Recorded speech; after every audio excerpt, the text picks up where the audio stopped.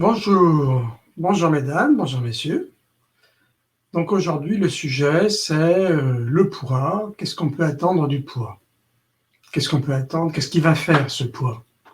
Et est-ce qu'on peut bien sûr contrôler son poids? Alors, première question de Christelle.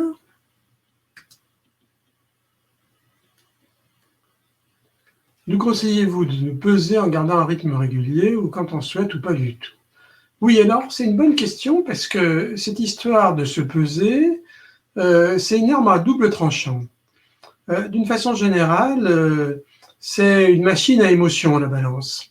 Quand on prend un petit peu de poids, eh bien, on culpabilise d'en avoir pris et on a tendance à vouloir tout abandonner, surtout si en fait, dans les jours qui précèdent, on a l'impression d'avoir mangé normalement ou de ne pas avoir mangé beaucoup. Et puis, inversement, quand on a perdu du poids, eh bien, on se dit qu'on pourrait peut-être fêter ça et se payer un petit extra.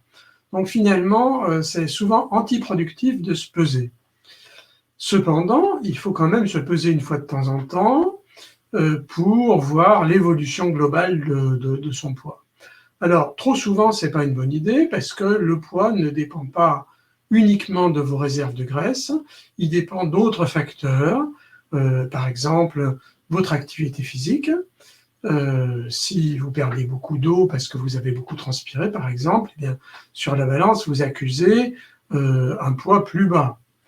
Il va dépendre aussi de ce que vous avez pu manger en volume et en poids. Alors, vous pouvez manger des aliments qui sont assez légers, mais en fait, enfin, assez légers sur le plan calorique, mais en fait lourds sur le plan en grammes. Et donc, si vous vous pesez tout de suite après avoir mangé, bah voilà, vous avez pris du poids. Si vous buvez de l'eau, bien sûr, bah, vous prenez du poids. Donc, votre poids est très fluctuant. Il dépend aussi de vos hormones. Pour les femmes, du cycle menstruel. Et il y a des variations pondérales qui n'ont rien à voir avec votre alimentation et qui sont dues à, en fait, de la rétention d'eau du fait de vos hormones. Donc, et puis aussi, d'ailleurs, au moment dans certaines phases du cycle menstruel, en particulier avant les règles, souvent l'appétit augmente, on peut avoir ce qu'on appelle un syndrome prémenstruel, et à ce moment-là, on va manger plus. Donc finalement, mais normalement, ça se régule très bien sur le mois. Hein. Manger un petit peu plus à certaines périodes du cycle, manger un petit peu moins à d'autres périodes. Donc, finalement, se peser trop souvent, et en particulier tous les jours, voire pour certains plusieurs fois par jour, est une très mauvaise idée. Alors, les médecins conseillent une fois par semaine, et moi, je dirais même une fois par quinzaine, je pense que ça suffit. Il vaut mieux se fier à son comportement alimentaire. Est-ce que j'ai mangé en fonction de mes sensations alimentaires la plupart du temps pendant les jours qui ont précédé? Et donc, est-ce que je suis sur le bon chemin? Est-ce que je mange de la bonne façon? Plutôt que de voir le poids. Alors, Claude. Le problème avec les Claudes, c'est qu'on ne sait pas si ce sont des hommes ou des femmes. Alors, comment sait-on qu'on a atteint son set point? Ah ouais, écoutez, alors ça, c'est une question difficile. Parce qu'en fait, le set point, ou le poids d'équilibre en français, eh bien, c'est un poids qui est physiologique quand on mange selon ses sensations alimentaires et le poids va évoluer jusqu'à atteindre le poids d'équilibre et il va s'y fixer. Disons, il ne va pas vraiment s'y fixer, il va tourner autour de ce poids. Hein, donc, à certains moments, certains jours un peu plus, d'autres jours un peu moins. Il y a des périodes comme ça, pendant 3-4 jours, on dépasse son poids d'équilibre, par exemple de 1 kg, et puis ensuite, dans les 3-4 jours qui suivent, on diminue son poids et on peut passer en dessous de son poids d'équilibre, par exemple de 1 kg aussi. Et si on fait des moyennes, on s'aperçoit qu'on tourne autour de son poids d'équilibre. Alors, le problème, c'est qu'il n'y a pas de façon de mesurer son poids d'équilibre. On ne peut pas le mesurer, ce poids d'équilibre. Disons qu'il n'y a pas de méthode scientifique qui permet de dire à quelqu'un voilà, votre poids d'équilibre, c'est tant. Tout ce qu'on peut dire, c'est quelque chose du point de vue de la physiologie. Si vous mangez la plupart du temps en écoutant votre faim, votre rassasiement et votre satiété, à ce moment-là, eh bien, votre poids va se stabiliser au poids d'équilibre. Quelquefois, il peut y avoir des erreurs, c'est-à-dire que le poids commence à se stabiliser, mais on n'est pas à son poids d'équilibre. On mange quand même au-dessus on mange quand même plus que sa faim, et comme on mange plus que sa faim d'une façon assez régulière, eh bien le poids se stabilise quand même. Donc quelquefois, il y a des périodes comme ça où on croit qu'on a atteint son poids d'équilibre, et puis à certains moments, on comprend qu'on mange plus que sa faim, hein, on est un petit peu plus attentif à son rassasiement, à ses sensations de rassasiement, on mange avec plus d'attention à ses sensations alimentaires, du coup on mange un peu moins, et le poids va continuer à baisser un peu. Donc, voilà, mauvaise réponse de ma part. On ne sait pas quand on a atteint son set point, ou du moins, on n'a jamais de certitude là-dessus. Il faut quand même quelques mois où le poids ne bouge plus pour qu'on se dise, bah oui, finalement, ça doit être mon set point.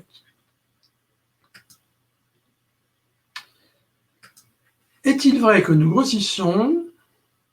lorsque nous grossissons, nous emmagasinons des cellules graisseuses qui se videront mais resteront toujours dans notre corps? Alors, c'est vrai et c'est faux. Parce qu'il y a deux façons de grossir. Il y a soit en créant une hyperplasie adipocytaire. Une hyperplasie, c'est un terme médical, ça veut dire qu'on multiplie les cellules graisseuses, les adipocytes. Et puis il y a une deuxième façon de prendre du poids, qui est l'hypertrophie adipocytaire, où on n'augmente pas le nombre des cellules graisseuses, mais les cellules graisseuses augmentent de taille.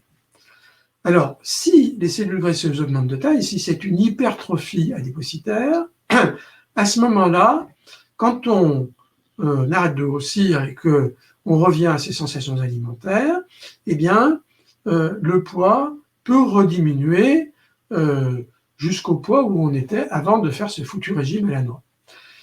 Si, au contraire, après le régime, on a grossi et qu'on a grossi en multipliant les cellules, en faisant de l'hyperplasie adipocytaire, à ce moment-là, on a un nouveau stock de cellules graisseuses qui ne demandent qu'à se remplir, et ça devient très difficile de revenir au poids d'avant la prise de poids. Donc, ce qu'il faut dire aussi, c'est que la plupart du temps, pour la plupart des gens, alors ça se mesure ça si vous voulez, mais pour le mesurer c'est assez compliqué. Il faudrait en fait, pour bien mesurer si c'est une hypertrophie ou une hyperplasie, avoir fait un prélèvement graisseux avant que vous commenciez à grossir, et puis un deuxième prélèvement graisseux après que vous ayez fini de grossir.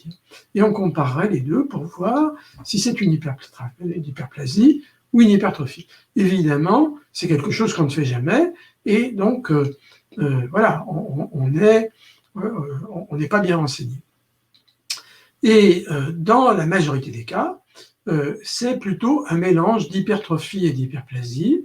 Donc, c'est souvent pour ça que vous pouvez reperdre le poids perdu, mais pas toujours dans son entier, en fonction de si c'était plus une hyperplasie ou plus une hypertrophie. Même quand c'est une hyperplasie, on peut néanmoins maigrir, mais encore une fois, c'est plus difficile.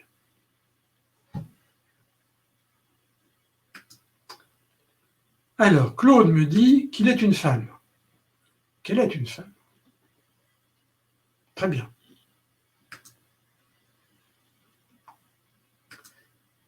Alors, quel est le bon rythme mensuel en termes de perte de poids? Eh bien, je dirais un rythme lent. Un rythme lent parce que quand vous revenez à vos sensations alimentaires, vous remangez d'une façon physiologique, vous laissez finalement le contrôle de votre poids à vos mécanismes neurophysiologiques qui en sont normalement chargés, et il y a quelque chose dans votre cerveau qu'on appelle un pondérostat qui règle le poids du corps et fait en sorte que ce poids du corps soit stable, en tout cas chez l'adulte. Et comment il s'y prend? Eh bien, quand vous passez en dessous de ce poids d'équilibre, eh bien, vous avez plus faim et vous êtes rassasié moins vite. Et quand vous passez au-dessus de ce poids d'équilibre, vous avez moins faim et vous êtes rassasié plus vite. Évidemment, à condition de faire attention à son rassasiement et à sa faim.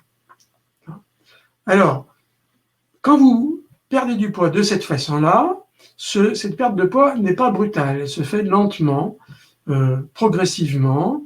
En fait, on a le sentiment, quand on mange de cette façon-là, en écoutant ses sensations alimentaires, qu'on mange normalement, qu'on mange à sa faim et pas plus. Et donc, le poids diminue gentiment jusqu'au poids d'équilibre. Alors, gentiment, ça veut dire en termes de kilos, ça veut dire quoi? C'est ça que vous me demandez finalement. 1 kilo, 2 kilos, 4 kilos, 500 grammes? Bon. Eh bien, voilà, je n'ai pas vraiment de réponse. Si je devais donner une réponse, je dirais 1 kilo par mois. Gentiment, quoi. On ne se presse pas. Et ce n'est pas la peine de tenir une moyenne. On n'est pas sur l'autoroute où vous essayez de rouler à 130 et de tenir une moyenne parce que parce que votre GPS vous dit que vous allez arriver à 2h15. Là, il n'y a pas vraiment de moyenne. Et en règle générale, la perte de poids n'est pas régulière. C'est très rare que l'on perde du poids comme une pendule. Habituellement, on perd du poids, souvent par à-coup, comme ça, tout d'un coup, on perd 1 ou 2 kilos, et puis après, on n'en perd pas, alors qu'on a le sentiment qu'on continue à manger pareil. Et puis voilà, donc ça se passe par à-coup. Alors, n'essayez pas de tenir une moyenne. Peut-on espérer, quand on a dépassé l'âge de la ménopause, réussir à faire baisser son poids, ou est-ce que le poids d'équilibre est forcément plus élevé? Alors non, il n'est pas vraiment plus élevé, il n'y a pas vraiment de raison pour qu'on ne puisse pas perdre du poids après la ménopause. Voilà ce qui se passe après la ménopause. D'abord, il y a une modification de votre silhouette, parce que vous avez perdu vos œstrogènes, vous n'avez plus d'ovaires qui sécrètent des œstrogènes, et ce sont les œstrogènes, l'imprégnation œstrogénique, qui modèle votre corps féminin et fait, par exemple, que vous avez la taille bien prise donc vous avez des courbes féminines.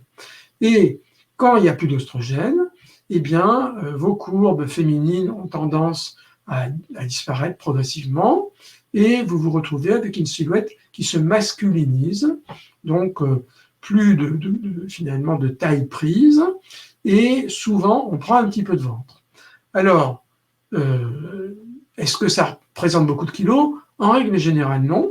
La plupart des femmes, dans ces cas, après la ménopause, prennent quelques kilos, mais c'est juste quelques kilos, par exemple 3-4.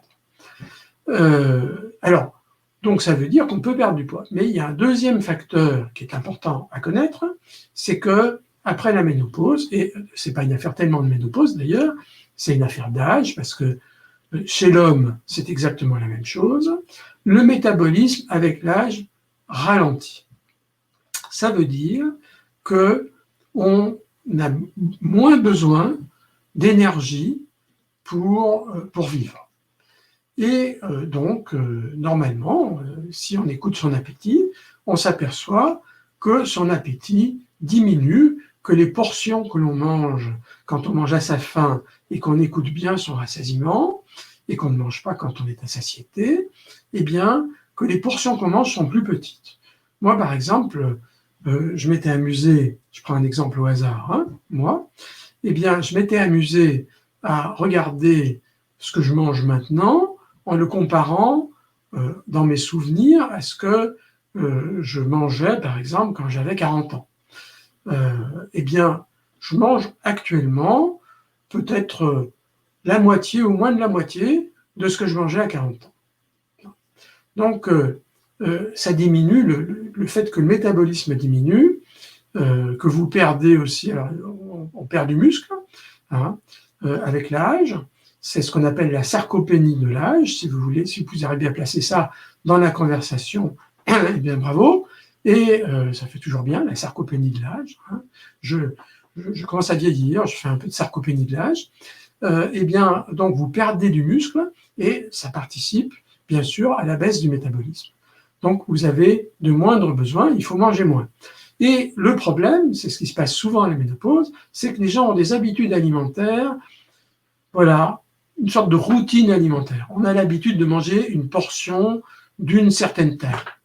Et on continue à manger une portion d'une certaine taille sans écouter ses sensations alimentaires de faim, de rassasiement. Et donc, du coup, on mange trop par rapport à ses besoins. Et là, on grossit, on prend 10 kilos ou plus. Donc, résumons-nous. Après la ménopause, on peut perdre du poids si on écoute ses sensations alimentaires et si on ne s'affole pas quand on s'aperçoit qu'en écoutant ses sensations alimentaires, on ne mange plus que des demi-portions.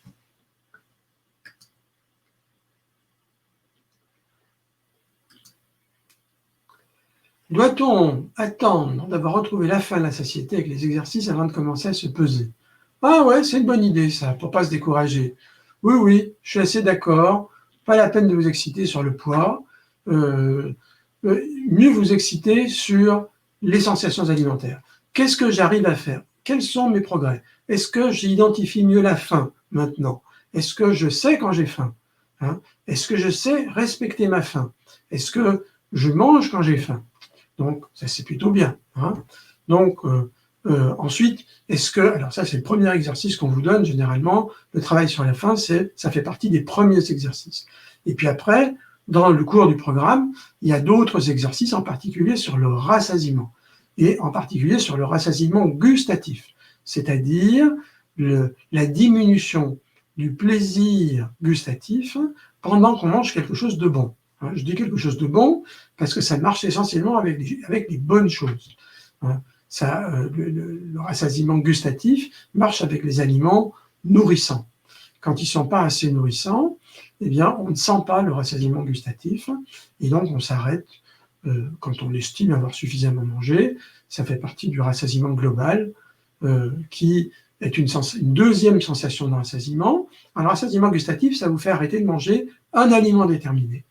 Mais après, vous pouvez continuer à avoir envie de manger, c'est encore de la faim, et donc vous continuez à manger, mais pas la même chose. Vous dire, bon non, maintenant j'ai assez mangé de viande et de légumes, ça ne me dit plus rien, je finis pas mon beefsteak, parce que j'ai envie d'un bout de fromage, j'ai plutôt envie d'un bout de fromage, ou j'ai envie d'un dessert, d'un fruit, ou n'importe quoi, et donc c'est plutôt ça qui me fait envie, donc je laisse tomber, je finis pas mon assiette, je réserve mon appétit pour passer au plat suivant.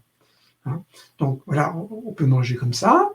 Et ensuite vient une sensation de rassasiement global et qui nous fait dire j'ai suffisamment mangé maintenant, voilà, pour le moment. Et je peux aller tranquillement à mon prochain repas. Voilà. Donc, le rassasiement global, vous allez apprendre à l'identifier, le rassasiement gustatif aussi, et il vaut mieux vous fixer des objectifs de ce genre-là. Est-ce que je repère mieux mon rassasiement gustatif? Est-ce que j'arrive bien à faire des exercices dessus?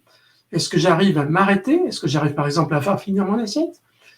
Des choses comme ça, qui mesurent véritablement vos progrès comportementaux. Et c'est plus important de mesurer ces progrès comportementaux que de mesurer le résultat sur la balance. Le poids finira par suivre tôt ou tard.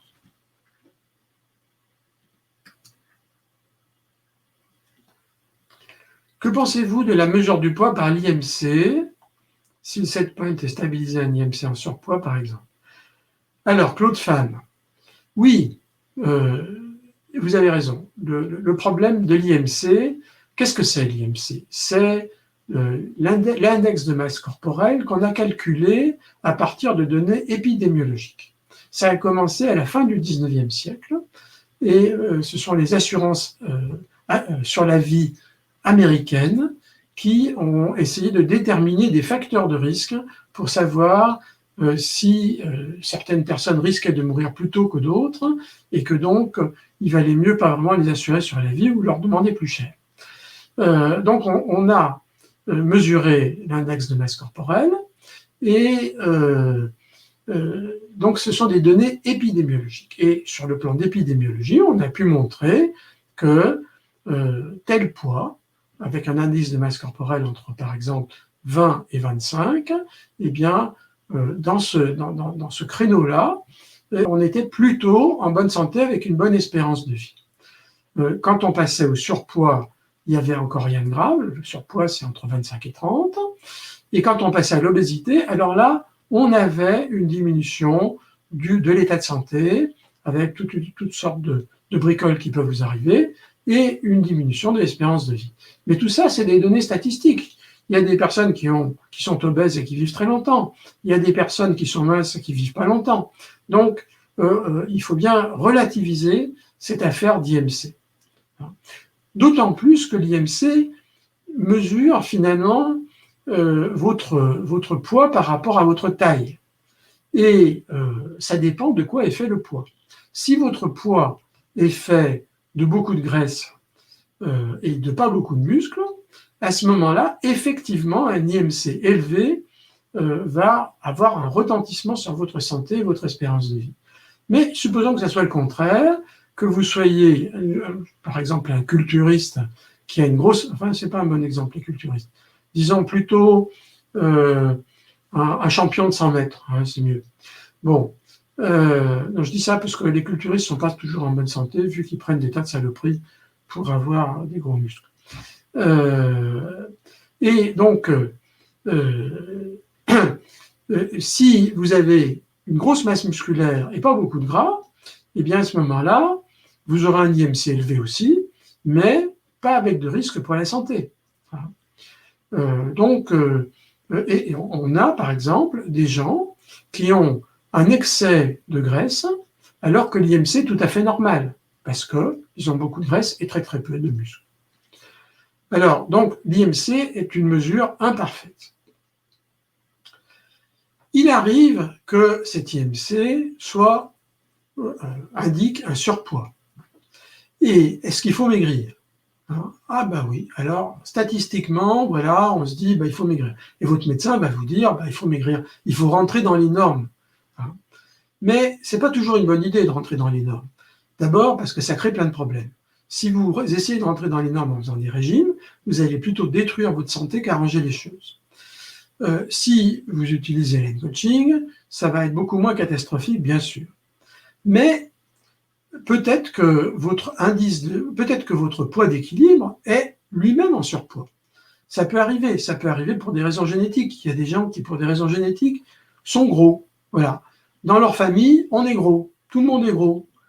Pas très très gros la plupart du temps, pas obèse, mais en surpoids, oui, voilà, tout le monde est un peu en surpoids.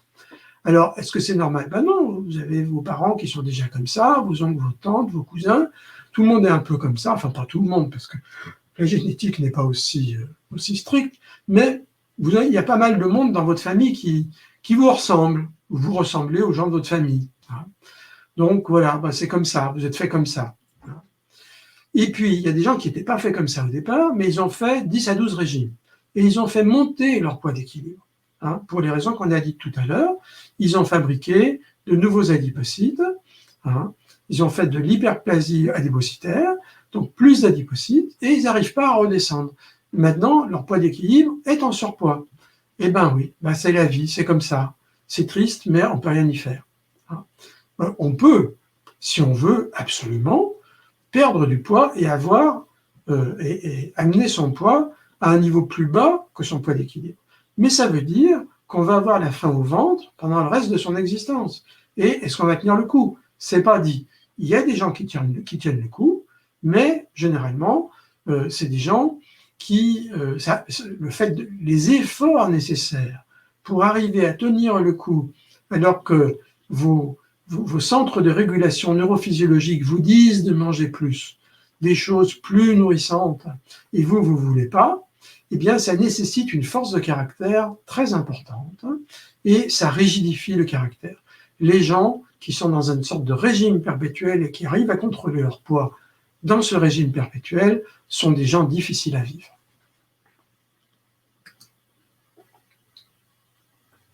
Alors, le poids d'équilibre, correspond-il au poids conseillé médicalement ? Non, je viens de répondre. Donc, médicalement, on vous conseille un indice de masse corporelle entre 20 et 25, alors ça c'est le côté médical. Socialement, on vous conseillerait plutôt entre 18 et 22, parce que finalement, on vous demande d'être plus mince pour des raisons sociales, de beauté, parce que la beauté actuelle, nécessite de la minceur, et elle nécessite plus de minceur que, disons, la moyenne de la population. Donc, la plupart des gens, selon des critères de beauté, des critères de beauté actuels, ne sont pas suffisamment minces pour être beaux. Il faudrait être plus mince que ça. Donc, ce poids d'équilibre, je viens de répondre, le poids d'équilibre, quelquefois, il peut être dans la catégorie surpoids, et vous allez avoir un médecin qui va vous dire « Ah, ben, vous êtes en surpoids, ça serait quand même bien de maigrir. » Bon, oui, il vous dit ça, mais bon, c'est facile à dire comme ça. Il veut vous faire rentrer dans les normes statistiques. Mais des fois, vous n'avez pas intérêt. Vous avez plutôt intérêt à garder le poids que vous avez, à pouvoir vous nourrir confortablement sans frustration.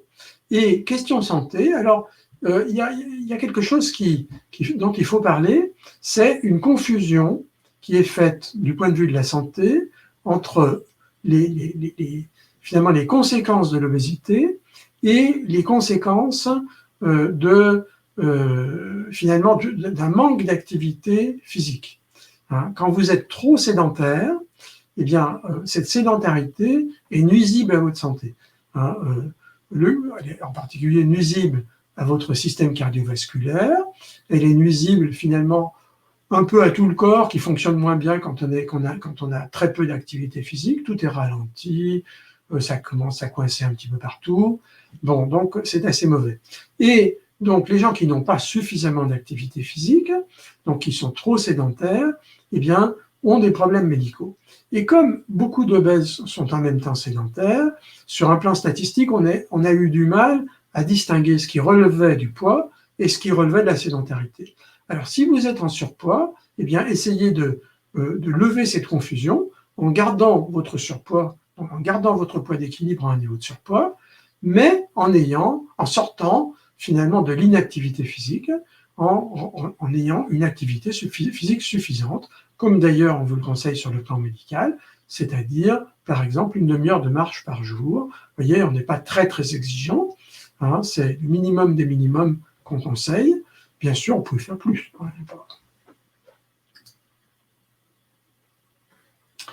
Alors, j'ai arrêté de fumer il y a 10 ans, ça c'est bien, et j'ai pris 18 kilos. Ça c'est moins bien.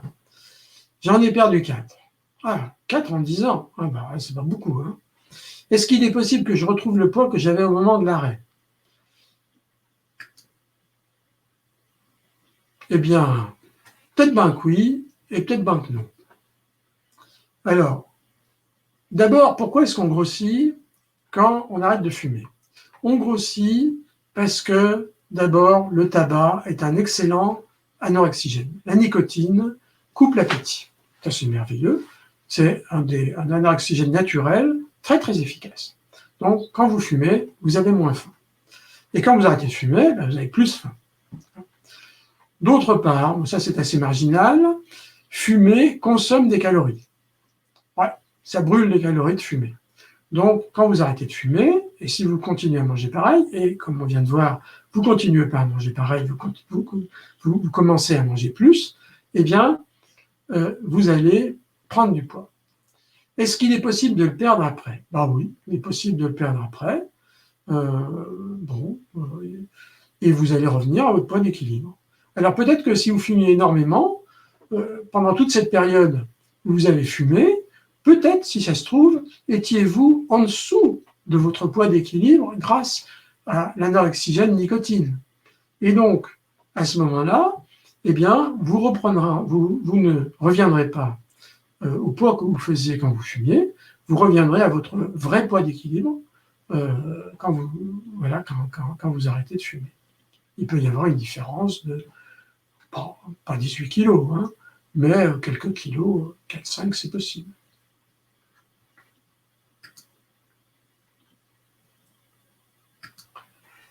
Le nombre de régimes a-t-il un impact sur le set point? J'ai répondu précédemment, oui, il a un impact, en particulier si pendant la reprise pondérale, vous regrossissez en fabriquant plus de cellules adipeuses, donc avec une hyperplasie adipocytaire. À ce moment-là, eh bien, effectivement, il y a un impact sur le set-point, ça le fait monter. Donc, c'est pour ça qu'on peut dire les régimes amaigrissants font grossir dans la durée.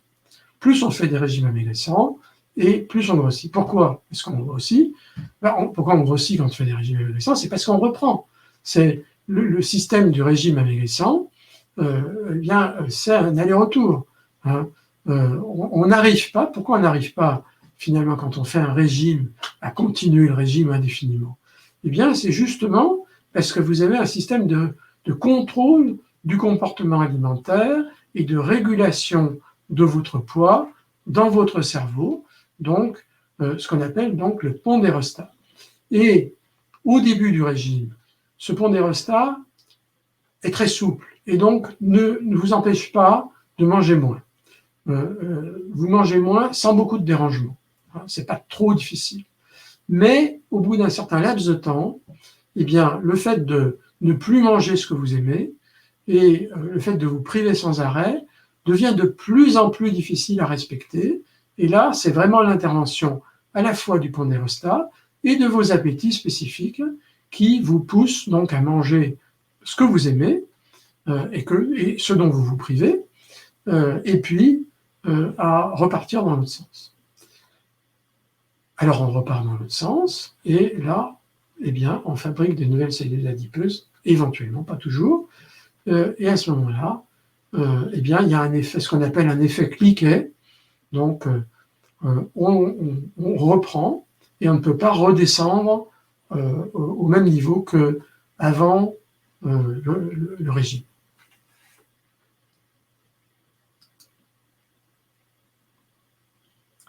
J'ai pris 20 kg à ma dernière grossesse il y a 12 ans. Dois-je craindre que mon poids d'équilibre soit monté? Alors, je n'ai pas bien compris ce qui s'était passé après votre dernière grossesse il y a 12 ans. Est-ce que vous avez perdu ces 20 kg ou bien pas? J'avais perdu un peu de poids il y a 5 ans, sans restriction, mais j'ai repris. Alors, c'est une autre affaire, c'était il y a 5 ans, ça. Alors, normalement, quand vous prenez 20 kg pendant votre grossesse, sur les 20 kg, il y en a environ une dizaine, à peu près, qui sont la grossesse elle-même, c'est-à-dire le bébé, la poche des os, 2 ou 3 litres, 2 litres d'eau, et l'utérus qui, au lieu de faire quelques centaines de grammes, fait 2 ou 3 kilos. Donc tout ça, ça fait 10 kilos, 12 kilos au grand maximum. Et donc reste encore une dizaine de kilos, et ça c'est vous, vraiment vous qui les avez pris, c'est pas votre grossesse qui les a prises. Alors, voilà, est-ce que vous les avez perdus ou est-ce que vous les avez gardés? Est-ce qu'on peut les perdre? Eh bien, on peut les perdre. Hein. Alors, c'est difficile après la grossesse de perdre tout de suite les kilos de la grossesse, en particulier si on allaite. Parce que quand vous allaitez, eh bien, l'allaitement mobilise un certain nombre d'hormones qui ont tendance, enfin, qui vous font fabriquer du lait, et ces hormones poussent à manger. Ce qui est très simple, parce que pour fabriquer du lait, il faut que vous mangiez plus, et donc c'est normal que vous ayez plus d'appétit pour pouvoir nourrir votre bébé. Et alors, plus d'appétit, ça veut souvent dire qu'il y en a une partie qui devient du lait, mais une autre partie qui est une petite prise de poids. Et donc, il faut attendre la fin de l'allaitement pour que vraiment on commence à revenir à son corps d'avant, quoiqu'on ne revienne jamais véritablement à son corps d'avant. Alors donc, pas d'affolement, vous avez pris du poids, si j'ai bien compris, vous n'avez pas tout perdu, hein, et voilà, commencez à manger en fonction de vos sensations alimentaires et vous verrez bien ce qui se passe. Alors, je pense qu'il faut plutôt partir avec cette idée. Je vais manger de la bonne façon de manger, sur un mode intuitif, et donc je vais avoir une vie alimentaire très satisfaisante, sans privation. Je mange ce que j'aime, pas plus que mon appétit, Et donc, voilà. Sur le plan alimentaire, je n'ai pas de souci. Et puis, ça donne un poids ça donne un poids. Hein. Et bien, ce poids, au bout d'un moment, c'est le poids d'équilibre. Et bien voilà, on est à ce poids d'équilibre-là. Alors, qu'est-ce qu'on peut y faire? Comme je vous ai dit, vous pouvez vous affamer, mais c'est extrêmement difficile et ça va vous pourrir le caractère.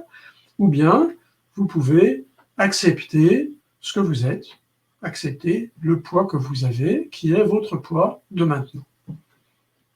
On ne fait pas ce qu'on veut avec son corps. Ça, je crois que c'est quelque chose de très, très important, de bien comprendre qu'on ne fait pas ce qu'on veut avec son poids, on ne fait pas ce qu'on veut avec son corps. C'est plutôt notre corps qui fait ce qu'il veut de nous. Par exemple, nos centres de régulation de la prise alimentaire, eh bien, font ce qu'ils veulent de nous, ils nous font manger. Alors au début, on peut faire un peu ce qu'on veut, mais au bout d'un moment, ils deviennent extrêmement pressants, ces centres, et ils vous poussent à manger ce que vous voulez, ce que vous vous êtes interdit de manger, presque contre votre gré, et on voit bien que c'est eux qui commandent à ce moment-là.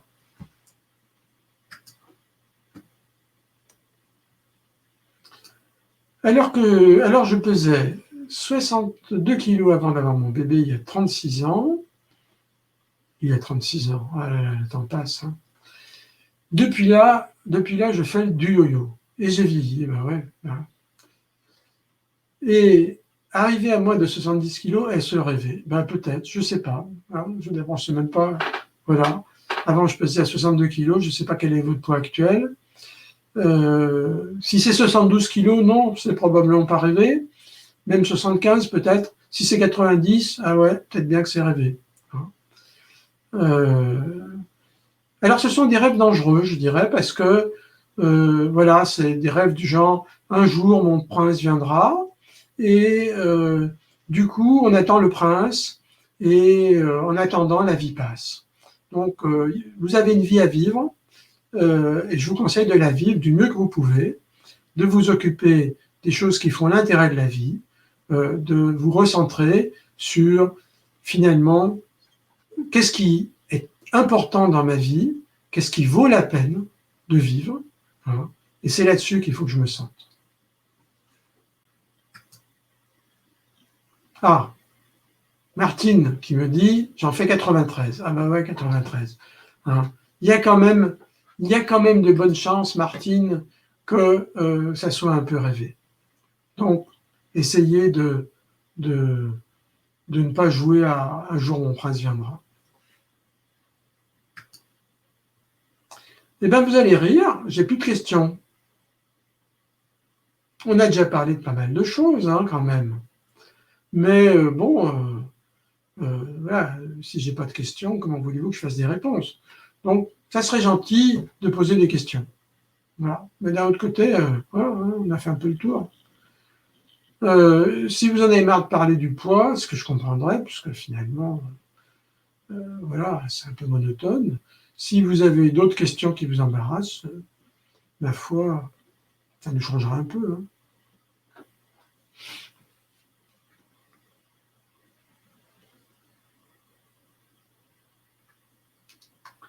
Alors, je suis végétarienne, dit Marion, c'est compliqué. Ouais, c'est compliqué d'être végétarienne.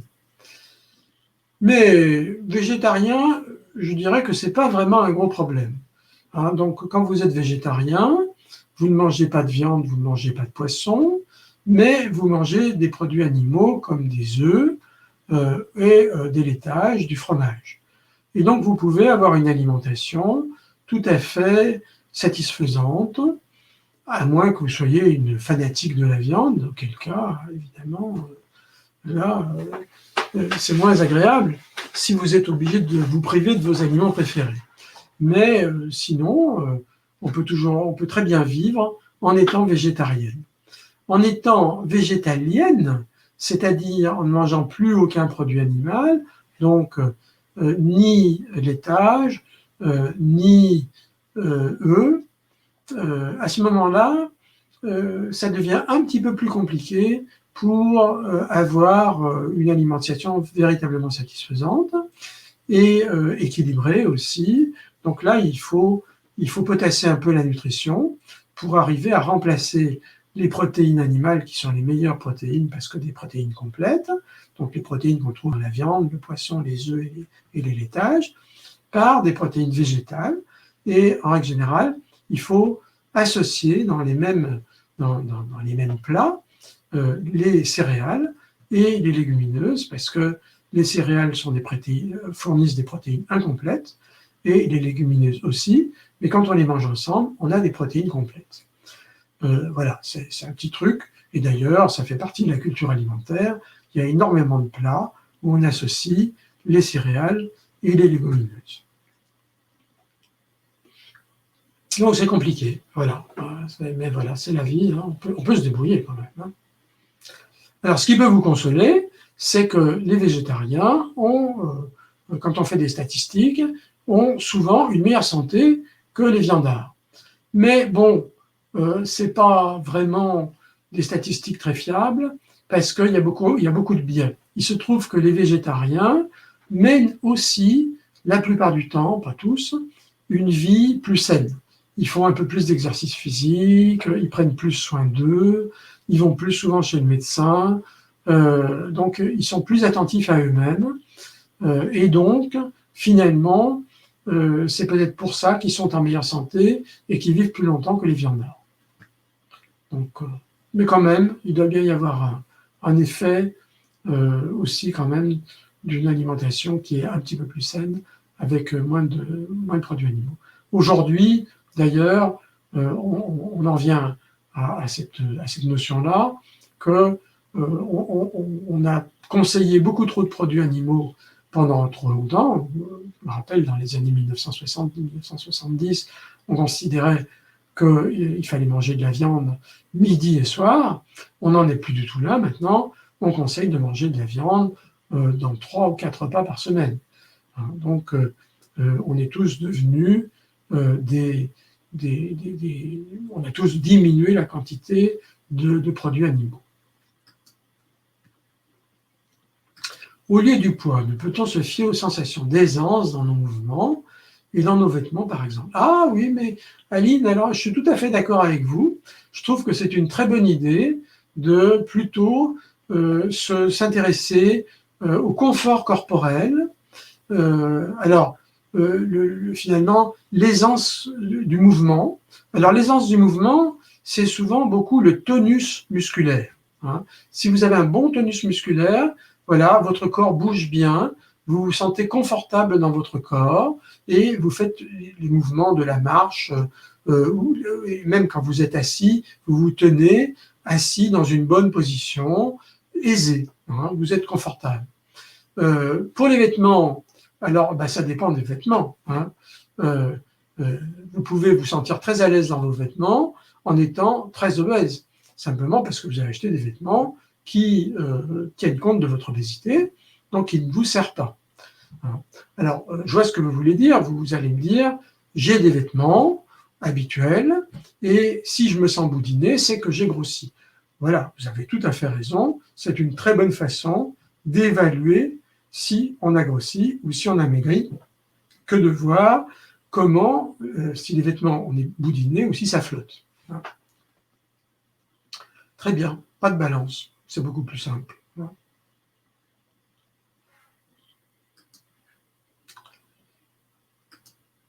J'ai grossi, au début j'avais faim.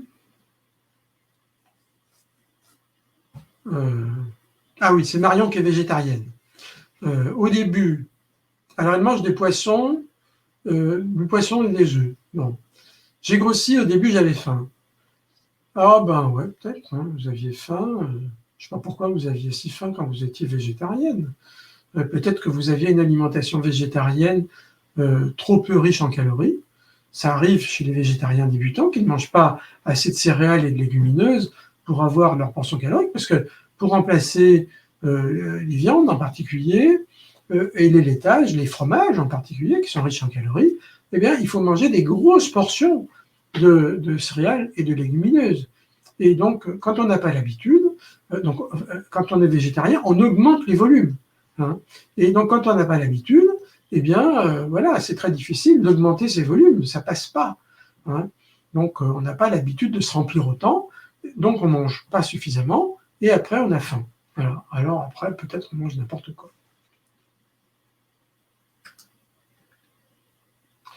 Comment gérer ses émotions alimentaires? Ah ben voilà, quelqu'un qui change complètement de sujet. Hein. Ben ouais, parce que là, vous voyez, depuis le début, on n'a absolument pas parlé des émotions. Des émotions, ni des émotions alimentaires, ni des émotions qui font manger en général. Alors, donc, on a considéré qu'on mangeait uniquement en raison de ces sensations alimentaires. Enfin, c'est ce que je vous ai dit, si vous respectez votre faim, votre rassasiement, votre satiété, eh bien, à ce moment-là, vous faites votre poids d'équilibre. Et qu'est-ce qui peut vous détourner de manger, de respecter vos sensations alimentaires, à part de les avoir oubliées parce que vous vous êtes mis à faire des régimes fous? Eh bien, les émotions. Vous avez besoin de manger pour calmer des émotions. Et donc, c'est ce qu'on appelle une envie de manger émotionnelle. Et alors, qu'est-ce qui se passe? Alors, les émotions. D'abord, une envie de manger émotionnelle est quelque chose de normal et de naturel. Beaucoup de gens ont des envies de manger émotionnelles et ça ne les fait pas grossir. Ils ont un coup de blues et puis ils se disent « Ah ben, je mangerais bien un truc qui va me réconforter. » Par exemple, un bon gâteau, une pâtisserie par exemple, ou bien un peu de chocolat, ou des trucs comme ça. Ça va me réconforter, ça va me faire du bien, ça va me détendre, je me sentirai mieux. Ils le mangent, ils le dégustent, et effectivement, ça va mieux. Ou bien, par exemple, ils se disent « Oh, ben, tous les emmerdes que j'ai, ce qui serait sympa, c'est de faire une bonne bouffe avec les amis, on va se faire une bonne bouffe, on va manger plus que d'habitude, ça c'est sûr, peut-être boire un peu plus aussi, et puis ça va me remonter le moral. » Et effectivement, ça leur remonte le moral, et une fois que le moral est remonté, eh bien, on se remet à écouter sa faim, son rassasiement. Et donc, cette envie de manger émotionnelle ne fait pas prendre de poids. Ce qui fait que ça fait prendre du poids, c'est qu'on n'arrive pas véritablement à se réconforter parce que l'on culpabilise de manger ce qu'il faut manger pour se réconforter. Et ce qu'il faut manger pour se réconforter, c'est pas des carottes, c'est pas des haricots verts, ça marche pas. Ce qui vous réconforte, c'est du chocolat, des gâteaux, ou bien dans la série sucrée, de la charcuterie ou des fromages. Ça réconforte. Alors, si vous culpabilisez parce que vous estimez que vous ne devez pas manger, parce que vous êtes au régime, il ne faut pas manger, votre nutritionniste vous dit il ne faut pas manger ça, c'est très vilain, etc.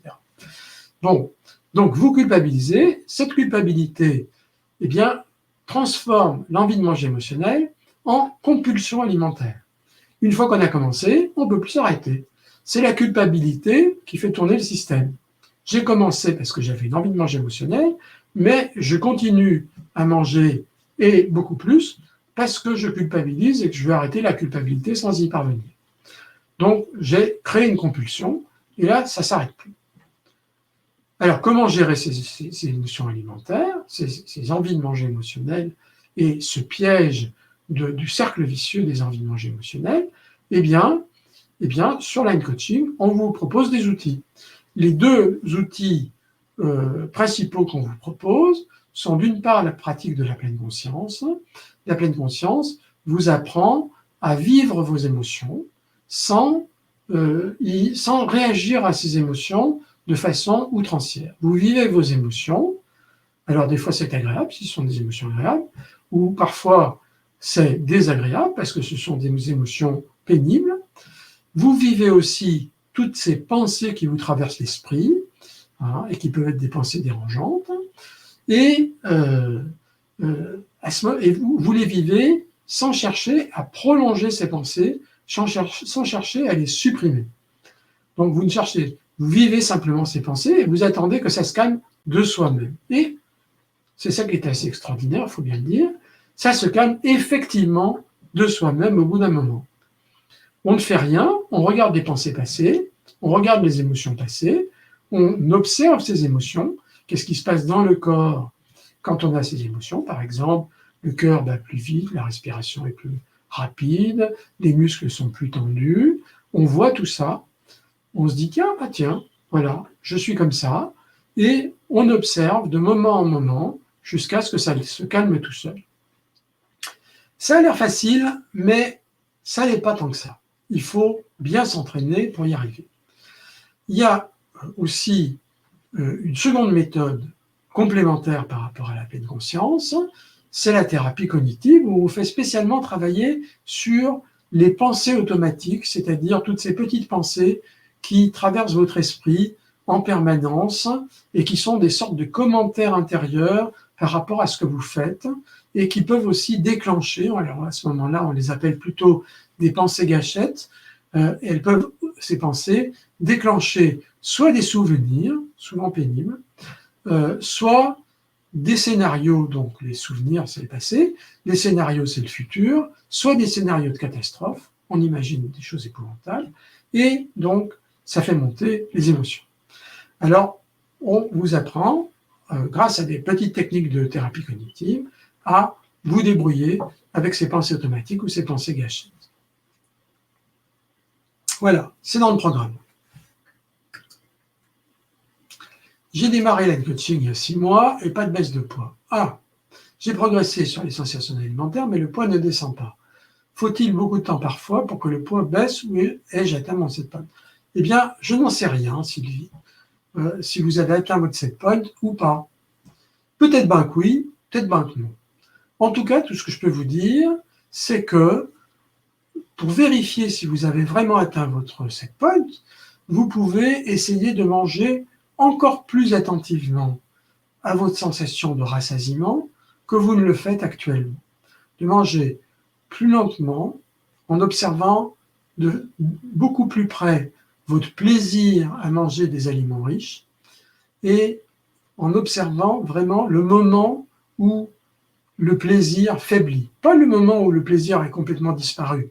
Ça, quand le plaisir est complètement disparu, voire même quand vous êtes dégoûté de ce que vous mangez, eh bien vous avez déjà beaucoup trop mangé. Hein. C'est le moment où le plaisir faiblit, hein, où le plaisir, on estime que ça vaut plus vraiment le coup, où on se dit, il est temps de changer d'aliment parce que maintenant, ça vaut plus le coup de continuer à manger ça, si je mange pour le plaisir. Et il faut manger pour le plaisir. Donc, essayez d'être plus attentive à votre rassasiement et peut-être aurez-vous des surprises et vous apercevrez-vous que, en fait, vous vous arrêtez à un moment trop tardif par rapport à ce rassasiement gustatif. Et puis, pour le rassasiement global, eh bien, il y a quelques exercices dans le programme qui sont assez intéressants et qui vous permettent de mesurer votre rassasiement global, par exemple, en fragmentant, enfin, en mangeant moins que votre moyenne habituelle, votre repas standard, carrément moins, un tiers, au moins un tiers de moins, et en regardant ce qui se passe. Est-ce que la faim va arriver, comme d'habitude, au repas, à l'heure du repas suivant, auquel cas, eh bien, si la faim continue à arriver au même moment, c'est que vous mangiez trop, hein, c'est que votre repas précédent était trop important, ou bien, si vous enlevez un tiers de ce que vous mangez et que vous ayez faim quelques heures plus tard, eh bien, c'est qu'il faut effectivement que vous mangiez ce que vous mangez d'habitude pour aller jusqu'au repas suivant, donc pour avoir le rassasiement global, et ça veut dire probablement que vous êtes à vos poids d'équilibre.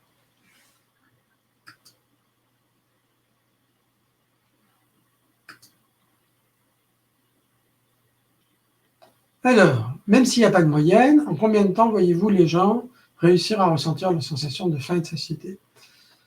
Alors, la sensation de faim, la plupart du temps, les gens la trouvent assez facilement. Il y a des fois, ils ont un peu de mal quand même à savoir quand ils ont faim. Je dirais que les gens qui sont très obèses, quand on est très obèse et très au-dessus de son set point, la faim est moins nette que quand on est mince. Donc, la faim est plus difficile à identifier. Quand on est juste en surpoids, en principe, on arrive à identifier la faim assez facilement. Le rassasiement, eh bien, souvent, les gens ont plus de mal. Pour le rassasiement gustatif, c'est-à-dire l'approche de la faim. Pour le rassasiement gustatif, c'est pas trop difficile. Les gens arrivent à ressentir le moment où ils ont suffisamment mangé d'un aliment riche, c'est-à-dire où il n'y a plus de plaisir gustatif. Ils y arrivent, mais ça prend quand même un petit peu de temps. Le rassasiement global, eh bien, ce rassasiement global, c'est pas une sensation. Le rassasiement gustatif, c'est vraiment une sensation par rapport à un aliment dans la bouche. Le rassasiement global, c'est une sensation assez vague qui vous fait dire j'ai assez mangé pour le moment et je peux aller au repas suivant confortablement. Donc, c'est une sensation qui est conditionnée par votre rythme alimentaire. Si vous faites 12 repas par jour ou si vous en faites 2, évidemment que le rassasiement global ne va pas arriver au même moment. Si vous faites 2 repas par jour, un matin, un le soir, comme on faisait au Moyen-Âge la plupart du temps, eh bien, en tout cas dans les monastères, eh bien, il se passe 12 heures entre un repas et l'autre. Donc, votre rassasiement global arrive avec une quantité de nourriture beaucoup plus importante que si vous êtes par exemple un Vietnamien qui fait 10 prises alimentaires par jour et donc qui mange toutes les quelques heures. Alors donc, vous voyez, je ne peux pas vraiment vous répondre sur une moyenne de temps qu'il faut, je dirais quelques mois, voilà. Mais ça dépend aussi de vos envies de manger émotionnelles. Parce que si vous avez beaucoup d'envie de manger émotionnelle, alors là, tout ce qu'on est en train de dire, eh bien, ne correspond pas. D'abord, il faut s'occuper des envies de manger émotionnelles. Tant que vous avez des envies de manger émotionnelles qui sont au premier plan, vous ne pourrez pas vous occuper de votre faim, de votre satiété, de votre rassasiement, parce que tout simplement, les envies de manger émotionnelles vont recouvrir les sensations de rassasiement et de faim, des fois, et finalement, ces sensations deviennent imperceptibles. On mange pour calmer les émotions, et voilà tout. Donc, à ce moment-là, il faut d'abord travailler sur les émotions. Alors, j'ai du mal avec la dégustation. Je suis bloqué sur cette étape. Eh bien, pourquoi vous êtes bloqué sur la dégustation? La dégustation, c'est la façon normale de manger. Normalement, on mange pour le plaisir et on déguste qu'on mange. On déguste les gâteaux et on déguste les haricots verts. On ne va pas manger des haricots verts dégueulasses. On va manger des haricots verts frais avec petites noisettes de beurre, un peu de jus de citron, par exemple. Et c'est très bon, c'est croquant, c'est plaisant et ça se déguste. Donc, je pense que qu'est-ce qui se passe pour que vous ne puissiez pas déguster.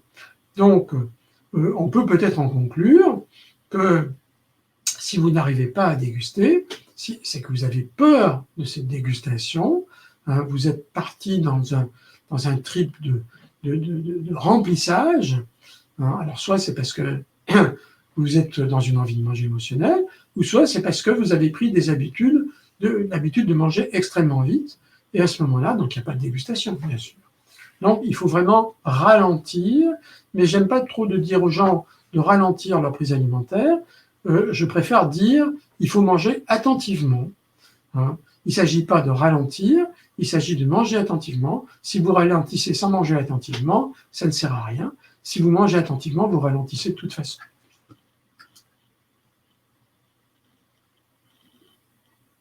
Alors Marion, oui, je reviens à un point correct doucement en m'écoutant. Voilà, vous avez compris. J'ai un souci d'organisation, je prépare mon travail à la maison, je suis souvent débordé, ma grande dérive pour me lever tôt pour travailler, je mange pour pallier la fatigue. Ah bah oui. Alors la fatigue, on peut considérer que la fatigue, et en particulier la fatigue émotionnelle, est une émotion. Et on peut aussi considérer que la fatigue de travail est une fatigue émotionnelle. C'est fatigant émotionnellement de travailler, et donc considérer ça comme une émotion, et travailler sur cette émotion comme vous travailleriez sur n'importe quelle autre émotion. Ah ben, vous m'avez rajouté plein de questions, on n'aura pas le temps de finir. Donc, alors, qu'est-ce que je vais en choisir une ou deux.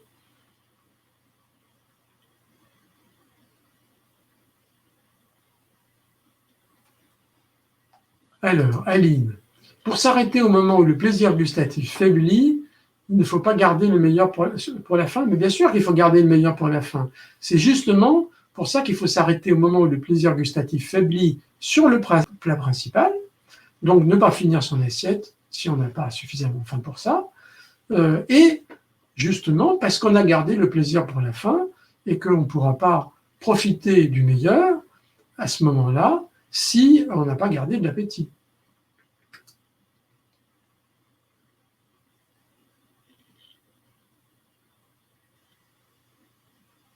Alors, Christelle, est-ce que c'est une bonne idée de préparer tout à l'avance, au moins au début du programme, de faire la cuisine de ces repas à l'avance et de ne pas manger des aliments bruts qui seraient dans le frigo?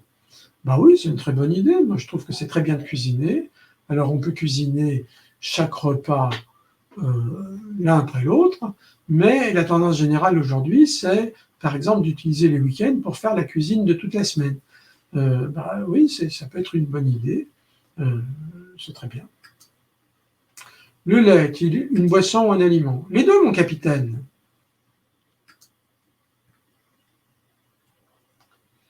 Je viens de m'inscrire pour trouble alimentaire. Je dois apprendre à manger afin de ne plus faire de crise le soir. J'ai pris 10 kilos en 5 ans.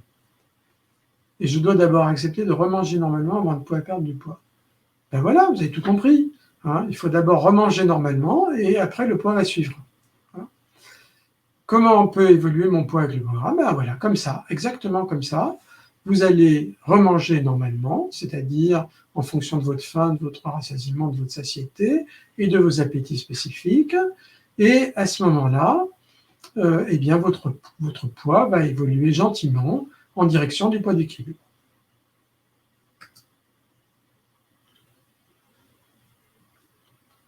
Alors, c'est 9h02. On est proche de la fin, là. Hein. J'ai encore une question de Camélia. Comment interpréter la prise de poids de certains pères lors de la grossesse de leur épouse? Ah, ouais. Eh bien, les hommes qui grossissent quand leur femme est enceinte, on appelle ça la couvade. Hein, donc, c'est une participation de l'homme à la grossesse. Il grossit comme vous, en quelque sorte, pour vous tenir compagnie. Finalement, c'est assez sympathique, non? Vous ne trouvez pas? Alors évidemment, bon, chez lui, il prend du poids, mais il n'y a pas de bébé. Donc, c'est que lui qui prend du poids et il n'y a pas de grossesse pour prendre du poids. Et j'espère que une fois que vous aurez accouché ou après que vous ayez accouché, votre mari pourra lui aussi perdre ce poids de cette couvade. Voilà, eh bien, écoutez, on a fini. J'ai à peu près répondu à tout. Et maintenant, je vous dis au revoir et à la prochaine fois. J'espère que mes réponses vous ont satisfait. Des fois, enfin, je réponds un petit peu comme ça me vient, hein, brut de décoffrage, donc il est possible que vous n'ayez pas toujours été très content de mes réponses. Mais enfin, voilà, c'est comme ça. À bientôt.